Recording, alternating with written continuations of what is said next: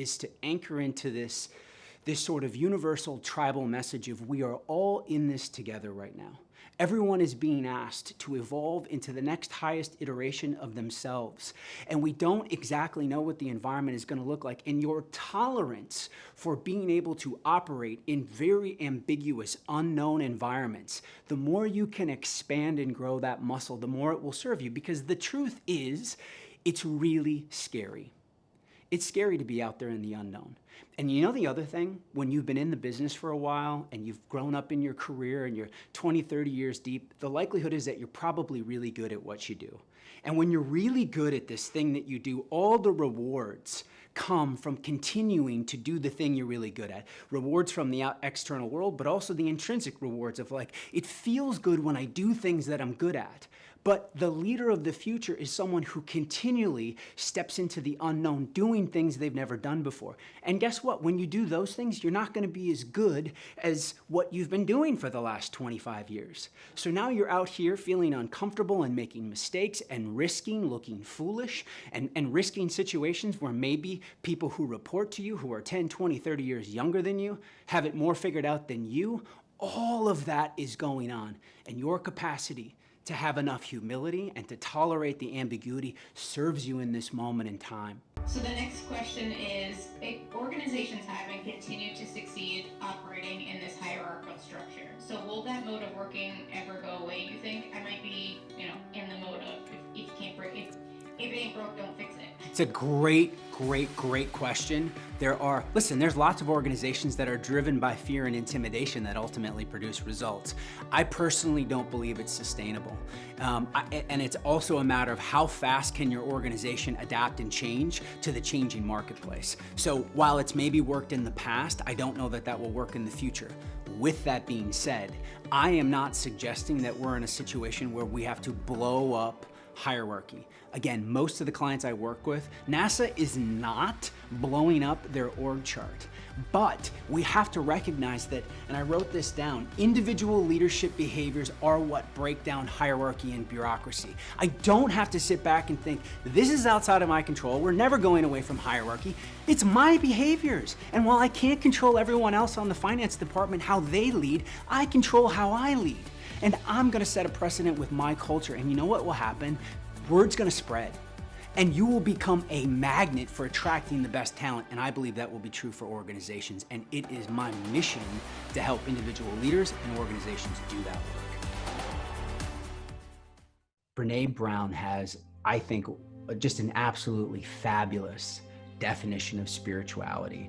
And there's many good ones out there, but her definition is spirituality is recognizing and celebrating that we are inextricably connected to one another and to a power or a source greater than ourselves. And that connection, that our connection to each other and to something larger than us is rooted in love and belonging. And that when we practice spirituality, when we practice leading from a place of spirit, it fills us and those around us with more purpose, more meaning, and more perspective. What I want you to do is I want you to think about in your own life, when was the last time you felt deeply connected to something larger than yourself? And what I'd love for you to do is, I want you to jot down in the chat box, where were you? What were you doing? And I don't want you to have to write a long statement, but just when was the last time you felt deeply connected to something larger than yourself? Where were you? Oh, wow. Somebody wrote now. That's amazing. Beautiful. In nature. Wow, they're coming in so fast. Through prayer. Beautiful. Giving birth. Amazing. Beautiful. In Yellowstone Park. Right? Nature, right? Nature oftentimes makes us feel that connection, right? To something much, much larger than ourselves. These are amazing. It's been a long time. I know. Watching others grow. Beautiful. The Stoics were classic at being able to say, I'm not going to just accept what is, I'm going to love what is. Now, that is the ultimate challenge. Can we sit in this pandemic? Can we sit in the lockdown? Can we sit in the impact to what's happening to our businesses and not simply accept it, but to love it? Can I sit here alone in this studio and say, instead of thinking that the pandemic was the worst thing that ever happened to me in my business, that it was actually the greatest thing that ever happened to my business? This is very difficult. I know, Andrea, I know. It's the most difficult. It's the most difficult to not just accept, but to love it. That this right now, this is actually helping me evolve into the next highest iteration of myself. This is forcing me to transform. This is forcing us to reimagine and reevaluate what the spa experience is. Gratitude begins when, that's a beautiful statement. Gratitude begins when entitlement ends. You're absolutely right. You know, there's so many things that we feel we've been entitled to. And it's like you let that go and you shift into a space of appreciation. Can I show gratitude for everything that's happened?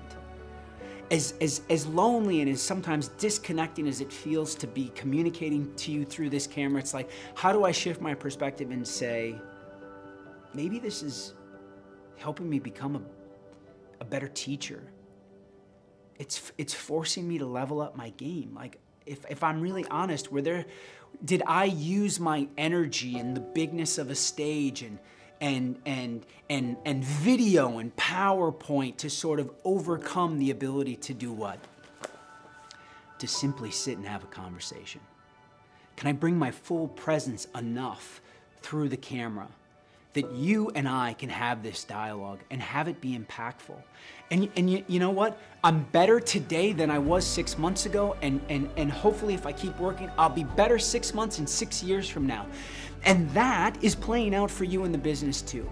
This is forcing you to level up in places. And so can I say, amore vedi, I love it.